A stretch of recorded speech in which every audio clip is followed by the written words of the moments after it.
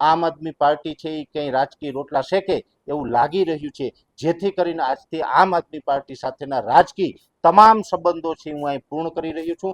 अरविंद केजरीवाल खूब मैंने जी कहेलू कि भाई परेश भाई आप किसानों को ये बात बता दो, हम किसानों के लिए करेंगे। मैंने बोला कि आप करने वाले, तो बोले नहीं, किसान तो बेवकूफ होते हैं, उसको तो अभी चुनाव के टाइम आप बता दो ना, फिर वो भूल जाएंगे। तो आ वस्तु मारा माटे सहन થાય એવી હતી નહીં, એટલે મને એવું લાગ્યું કે હવે આની સાથે આપણે આગળ કામ ન કરવું જોઈએ। આમ આદમી પાર્ટીના નેતા અને એમાં પણ ખાસ કરીને વિસાવદરના ધારાસભ્ય છે એ ચૂંટાયા પછી સતત એક જ કામ કર્યું છે, સોશિયલ મીડિયાનો ઉપયોગ કરવો, એઆઈનો ઉપયોગ કરવો અને ખાસ કરીને સત્તા પક્ષને ગાળો આપવી। સત્તા પક્ષને ગાળો આપવાથી ખેડૂતોનું હિત નથી થવાનું। ખાસ કરીને જોવા જઈએ તો સોશિયલ મીડિયાની અંદર પણ એક મોટી ટીમ બનાવવામાં આવી છે અને એ મોટી ટીમ છે એનું એક જ કામ છે કે માત્ર ને માત્ર જે પણ આમ આદમી પાર્ટીની વિરુદ્ધ બોલે એમને માત્ર ને માત્ર ગાળો આપવી।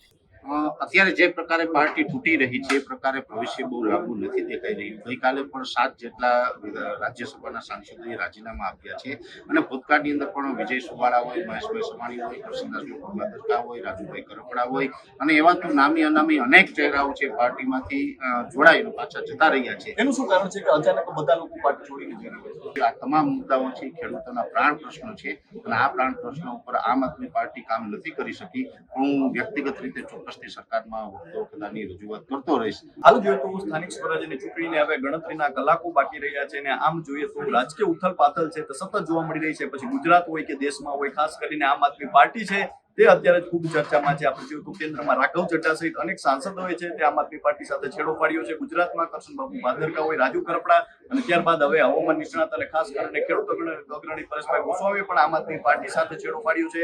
આમ તો તેઓ પાર્ટી સાથે જોડાયેલા નહોતા, પરંતુ હંમેશા તેમની વિચારધારા સાથે તેઓ આપને દેખાતા હતા તેમની સાથે, ને ત્યારે છેડો પાડ્યો છે। શું એનું કારણ છે જાણીએ પરેશભાઈ। શું કહેશો કે આપ તો જે આમ આદમી પાર્ટીની કોઈ પણ સભાઓ સાથે જોવા મળતા હતા અને આમ તો ખેડૂતોના દરેક પ્રશ્નોને લઈને પણ હંમેશા જોવા મળ્યા છે, અનેક એવા પ્રશ્નો ઉઠાવ્યા છે અને જેની આપણે વાત કરી કે અનેક એવા પ્રશ્નો ઉકેલ પણ આવ્યો છે।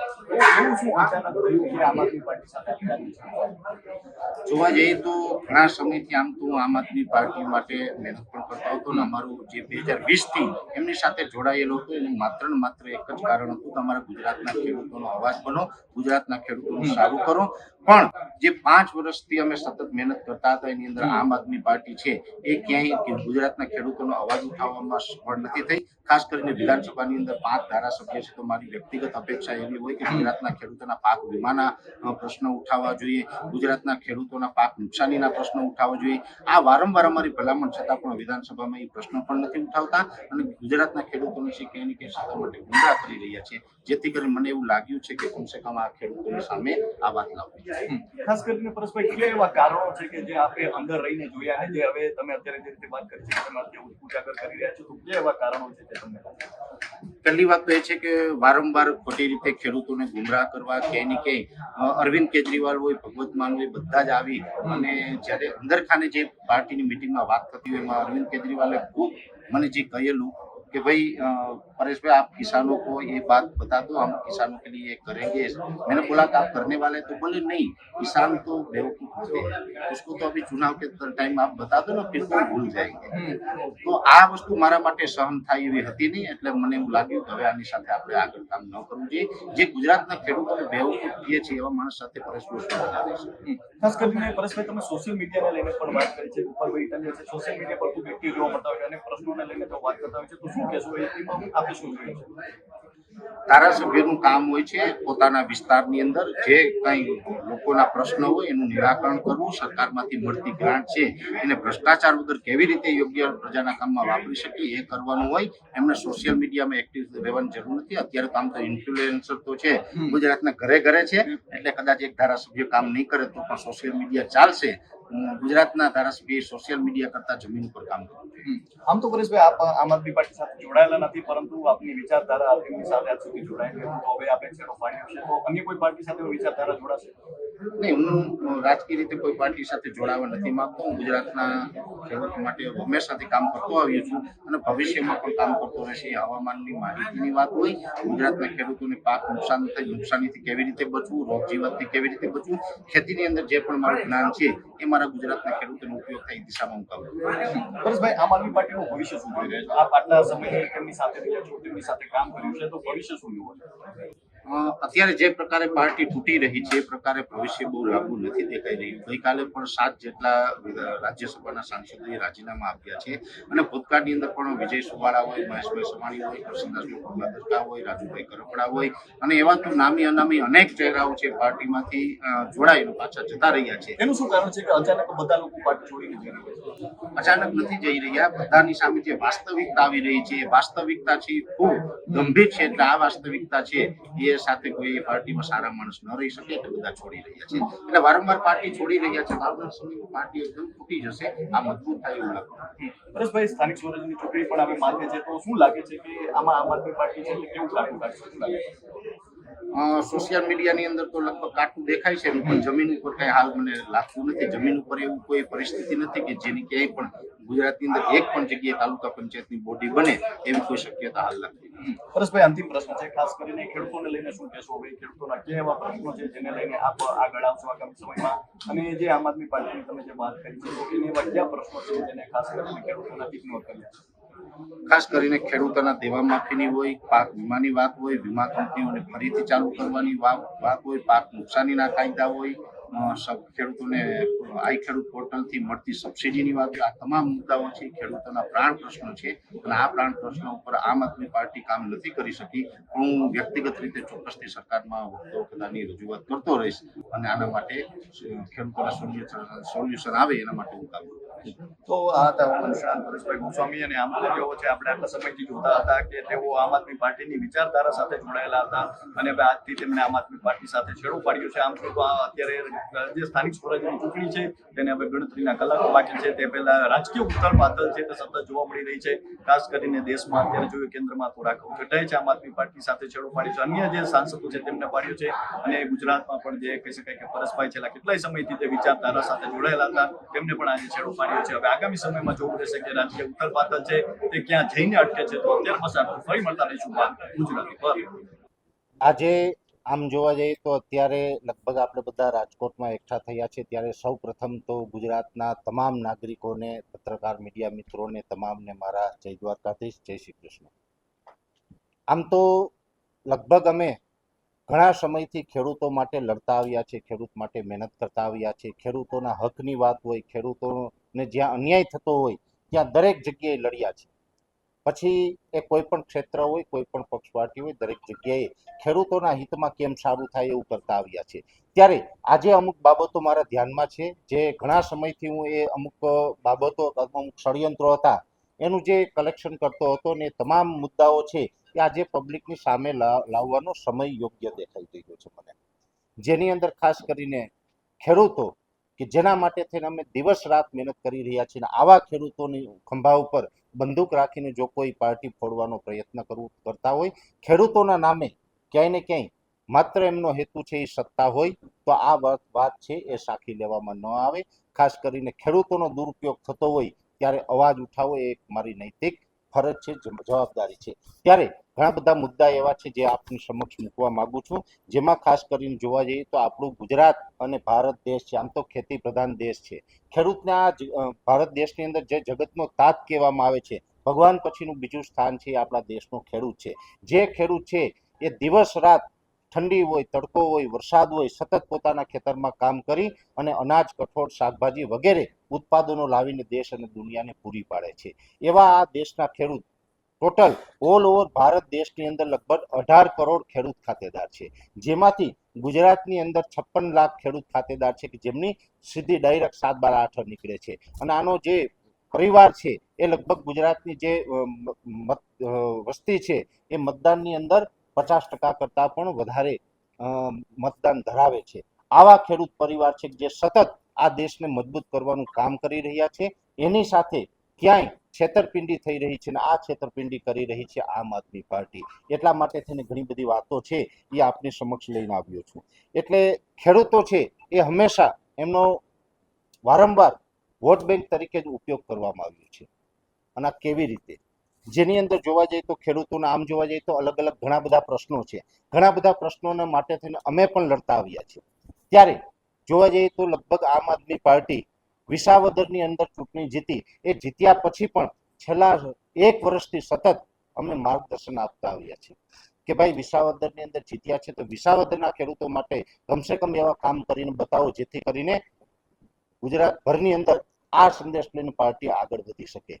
પણ નહીં, માત્ર ને માત્ર અન્ય જગ્યાએ કેવી રીતે છેતરપિંડી કરી અને આપણે સત્તામાં આવી શકીએ આ સિવાય બીજો કોઈ હેતુ રહ્યો નથી. હંમેશા માટે જોવા જઈએ તો જ્યારે પણ આમ આદમી પાર્ટીના નેતા અને એમાં પણ ખાસ કરીને વિસાવદરના ધારાસભ્ય છે એ ચૂંટાયા પછી સતત એક જ કામ કર્યું છે, સોશિયલ મીડિયાનો ઉપયોગ કરવો, આ એઆઈનો ઉપયોગ કરવો અને ખાસ કરીને સત્તા પક્ષને ગાળો આપવી. સત્તા પક્ષને ગાળો આપવાથી ખેડૂતોનું હિત નથી થવાનું. ખેડૂતોનું હિત કરવું હશે તો ગ્રાઉન્ડ ઉપર કામ કરવું પડશે. ખેડૂતોના મૂળ મુદ્દાને સમજવા પડશે. ખેડૂતોને ક્યાંય ગુમરાહ કરી, ખેડૂતોને ઉશ્કેરી અને જ્યાં જરૂર ન હોય ત્યાં પણ ખોટા આંદોલન કરવા માટે પ્રેરવા અથવા તો આંદોલનના નામે રાજકીય રોટલા શેકવા આ ખેડૂતોનું હિત નથી.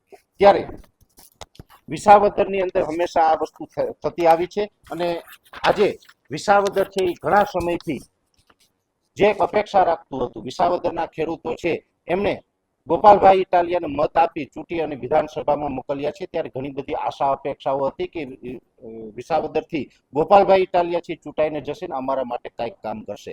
ત્યારે આજે 1 વર્ષની અંદર એક પણ કામ એવું નથી કે જે આમ આદમી પાર્ટી બતાવી શકે કે અમે અહીંયા વિસાવદરની અંદર ધારાસભ્ય ચૂંટાયા પછી તમારો મુદ્દો ઉઠાવ્યો છે.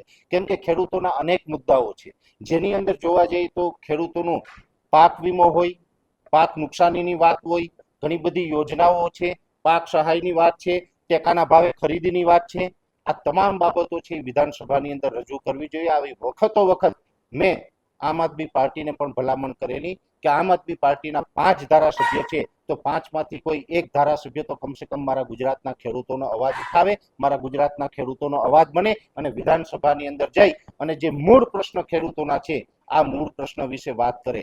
પણ નહીં, મૂળ પ્રશ્ન વિશે વાત ન કરવી અથવા તો સોલ્યુશન ન કરવું, એ મુદ્દો ભટકાવી અને ક્યાંય ને ક્યાંય ખેડૂતોને ગુમરાહ કરી ઉશ્કેરવાનું કામ જે કરી રહી છે આ વસ્તુ મને યોગ્ય નથી લાગતી. ખાસ કરીને દિલ્હી અને પંજાબ, આમ જોવા જઈએ તો દિલ્હી અને પંજાબની અંદર જે ત્યાંથી નેતાઓ છે ને એ અહીંયા આવે છે અને એની અંદર પણ જે ચાલી રહ્યું છે તે પણ મને ઠીક નથી લાગતું. આપણા ગુજરાત માટે, ગુજરાતની અસ્મિતા માટે અથવા તો કહી શકાય કે ગુજરાતના ખેડૂતોના સ્વાભિમાન સાથે ક્યાંય ને ક્યાંય છેતરપિંડી અને ચેડા થઈ રહ્યા છે. ત્યારે હું આપને જણાવું, આમ જોવા જઈએ તો બોટાદની અંદર ગયા વર્ષે કડદાકાંડ થયો હતો.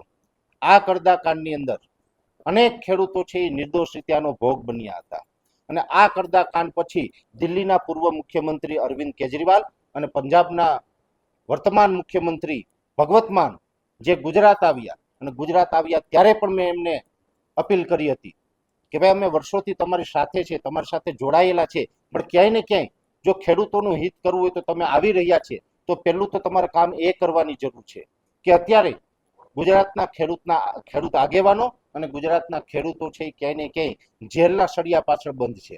તો આ લોકોને કેવી રીતે આપણે છોડાવી શકીએ, આ લોકોને માટે આપણે કેવા સારા વકીલોની વ્યવસ્થા કરી શકાય, આ એક ખાસ કાળજી રાખીને આ મુદ્દા ઉપર કામ કરવામાં આવે. અને બીજો મેં એક મુદ્દો કીધેલો હતો કે જે તે સમયે જ્યારે અરવિંદ કેજરીવાલ અને ભગવત માન એ અહીં ગુજરાતની અંદર આવ્યા ત્યારે ગુજરાતની અંદર દિવાળી પછીના સિઝનની અંદર એક ખૂબ મોટું માવઠું થયું હતું, ઐતિહાસિક માવઠું થયું હતું. જો કે એ માવઠાની અંદર ગુજરાતના ખેડૂતોને ઘણું બધું નુકસાન થયું હતું. એ જે કુદરતી આકાશમાંથી જે આફત વરસી હતી એ આફતને કારણે અનેક પ્રકારનું જે નુકસાન થયું. આમ જોવા જઈએ તો હું હવામાન નિષ્ણાત તરીકે ઘણી બધી માહિતી વેધર વિશેની આપતો હોય છે, વરસાદ ક્યારે આવશે, માવઠું ક્યારે આવશે વગેરે, જેની અંદર ખાસ કરીને જ્યારે વરસાદ પડવાનો હતો એ પૂર્વે જે વરસાદી સિસ્ટમ આવતી હતી ત્યારે મેં મીડિયાના મારફતે જાણ કરી હતી કે આ માવઠું થવાનું છે અને આ માવઠાને કારણે ગુજરાતના ખેડૂતોને 10 થી 12 હજાર કરોડ રૂપિયાનું નુકસાન જશે. એટલે આ ઐતિહાસિક નુકસાની હશે. 10 થી 12 હજાર કરોડ રૂપિયાનું નુકસાન જાય તેવી ભીતિ હતી ને એ પછી માવઠું થયું, ગુજરાતના ખેડૂતોને નુકસાન થયું.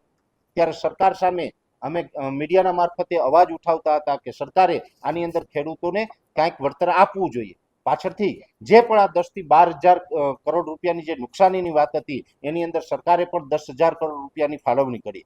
પણ મેં જે તે સમયે પંજાબના મુખ્યમંત્રી પાસે એક વિનંતી કરેલી કે તમે પંજાબથી ગુજરાત આવી રહ્યા છો, ગુજરાતની અંદર તમે ખેડૂતોની વાત કરવા આવી રહ્યા છો, તમે ખેડૂતોનો મુદ્દો લઈને આવી રહ્યા છો, તો જો તમે વાસ્તવમાં ખેડૂતોનો મુદ્દો લઈને આવી રહ્યા હોય તો તમારે પંજાબની તિજોરીમાંથી પણ ગુજરાતના ખેડૂતોને કાંઈક મદદ કરવી જોઈએ. ઘણી વખત આપણે ભૂતકાળમાં પણ એવું બનેલું છે કે કોઈ આપાતકાલીન સ્થિતિ ઊભી થાય, કુદરતી આફત આવે જેની અંદર અતિવૃષ્ટિ હોય, હોનારત હોય, વાવાઝોડું હોય, ધરતીકંપ હોય, આવી જ્યારે પરિસ્થિતિનું કુદરતી નિર્માણ થતું હોય છે ત્યારે ભૂતકાળની અંદર ઘણી બધી સરકારોએ એક રાજ્યની સરકારે બીજા રાજ્યોની સરકારોને મદદ કરેલી છે.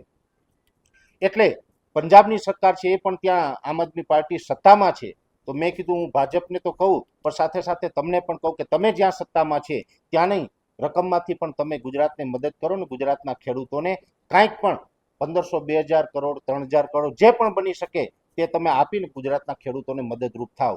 ત્યારે પંજાબના મુખ્યમંત્રી અને દિલ્હીના પૂર્વ મુખ્યમંત્રી અરવિંદ કેજરીવાલે ગુજરાતની અંદર આવીને માત્ર ને માત્ર 2027ની ચૂંટણીની વાત કરી. ખેડૂતોને અમે કયા રીતે મદદ થઈ શકીએ એ બાબતની કોઈ વાત ન કરી. ખાસ કરીને ત્યારે ગુજરાતના ખેડૂતોને જરૂર હતી કે એમને મદદ જોઈએ છે. ગુજરાતના ખેડૂતો છે ત્યારે કુદરતી આફતથી હેરાન પરેશાન હતા, નુકસાનીમાં હતા, ત્યારે એની પાસે પંજાબના મુખ્યમંત્રી પાસે ગુજરાતના ખેડૂતો માટે એક રાતી પાઈ નહોતી, એટલે કે 5 પૈસા પણ ન હતા. સાથે જ્યારે પણ વિસાવદરની ચૂંટણી હતી ત્યારે અરવિંદ કેજરીવાલ અને ભગવત માન છે વિસાવદરના પ્રચારે હતા, ત્યારે હું પોતે સાસણ ગયો અને સાસણની અંદર અરવિંદ કેજરીવાલને મળ્યો. અરવિંદ કેજરીવાલને મળ્યા એટલે ઘણા બધા ખેડૂતોના મુદ્દા હતા તેની વાત કરી, તો માત્ર અરવિંદ કેજરીવાલ તરફથી એવું કહેવામાં આવ્યું કે આપણે વિસાવદર છે, વિસાવદર અને જે ભેસાણ વિસ્તાર છે એ ખેડૂત મતદારનો વિસ્તાર છે, તો તમે ખેડૂત આગેવાન છે તો ખેડૂતોને જે સ્પર્શતા મુદ્દા હોય અને કેવી રીતે આપણે ખેડૂતોને આકર્ષી શકીએ, એટલે પહેલી ચોખવટ તો મેં એ કરી કે મુદ્દા ઉપર મારે બોલવાનું હોય તો ખેડૂતોના મુદ્દા છે તમે સોલ્વ કરી શકો તો જ બોલીએ. જેવી રીતે જોવા જઈએ તો અત્યારે ગુજરાતની અંદર ભારતીય જનતા પાર્ટીની સરકાર છે અને વિસાવદરની અંદર તમે એક સીટ ચૂંટાઈને આવશો તો એનાથી ખેડૂતના મુદ્દા કેવી રીતે સોલ્વ થશે? ત્યારે અરવિંદ કેજરીવાલનો ખૂબ ચોંકાવનારો મને જવાબ હતો कि किसान को ये नहीं पता कि ये एक बंदा विसावदर में जीतने से उसको मिलेगा या नहीं मिलेगा, उसको तो यही लगता है कि यही बंदा सब कुछ कर देगा, किसानों को पता नहीं चलेगा, आप बोल दीजिए. એ મેં જે સાંભળ્યું ને એ મારા માટે ખૂબ દુઃખદ હતું, ચોંકાવનારું હતું. એટલા માટે થઈને મેં પછી એ મુદ્દા છે એ મુદ્દાનો કોઈ ખોટા વચન છે એ કે આમ આદમી પાર્ટીના માધ્યમથી અથવા તો મારા માધ્યમથી કમસે કમ ખેડૂતોમાં ન જાય એટલા માટે થઈને પછી મેં એમની સાથે કોઈ વાત ન કરી. પણ એક વાત ચોક્કસ હતી, જે ખેડૂતો માટેની એની માનસિકતા છે એ ચોક્કસથી આપણે પબ્લિકની સામે લાવવી જોઈએ. માત્ર ને માત્ર સોશિયલ મીડિયામાં બીજાઓને ગાળો બોલી અને બીજાઓને ગુમરાહ કરવાથી ક્યારેય ખેડૂતનું હિત નથી થવાનું. ખાસ કરીને જોવા જઈએ તો સોશિયલ મીડિયાની અંદર પણ એક મોટી ટીમ બનાવવામાં આવી છે અને એ મોટી ટીમ છે એનું એક જ કામ છે કે માત્ર ને માત્ર જે પણ આમ આદમી પાર્ટીની વિરુદ્ધ બોલે એમને માત્ર ને માત્ર ગાળો આપવી. ખાસ કરીને જોવા જઈએ તો અત્યારે તો માહોલ એવો બની રહ્યો છે કે અમે ઘણા સમયથી આંદોલન કરી રહ્યા છીએ, અમે એક આંદોલનકારી માણસ છીએ. હવે જો અત્યારે એ સત્તામાં નથી અને છતાં પણ જો એનું જે સત્ય હોય અને જે અમે સત્ય વાત એની સમક્ષ મૂકીએ છીએ છતાં પણ જો ગાળો આપવામાં આવે છે તો આ લોકો સત્તામાં આવશે તો ખેડૂતોનો અવાજ ઉઠાવવા દેવામાં નહીં આવે એવું ક્યાંય ને ક્યાંય મને લાગી રહ્યું છે. ખેડૂતોને આ પાર્ટી ઉપરથી અત્યારે વિશ્વાસ ઉડ્યો છે ત્યારે લગભગ આમ કહી શકાય કે 2020થી હું પાર્ટી સાથે જોડાયેલો હતો, પાર્ટી સાથે ઘણા સમય સુધી મેં કામ કર્યું અને આ જે ખેડૂતોનું હિત ન થાય ને આની અંદર ખેડૂતના નામે માત્ર ને માત્ર આમ આદમી પાર્ટી છે એ ક્યાંય રાજકીય રોટલા શેકે એવું લાગી રહ્યું છે, જેથી કરીને આજથી આમ આદમી પાર્ટી સાથેના રાજકીય તમામ સંબંધો છે હું અહીં પૂર્ણ કરી રહ્યો છું. વ્યક્તિગત કદાચ મને કોઈ સાથે પ્રોબ્લેમ નથી, પણ જે રાજકીય વિચારધારા છે, જે રાજકીય રીતે આમ આદમી પાર્ટી કામ કરી રહી છે એ કામ છે એ ક્યાંય ને ક્યાંય ગુજરાતના ખેડૂતોનું હિત થાય એ નથી લાગી રહ્યું, જેથી કરીને આજે આમ આદમી પાર્ટી સાથેના હું રાજકીય તમામ સંબંધો છે એ પૂરા કરી રહ્યો છું.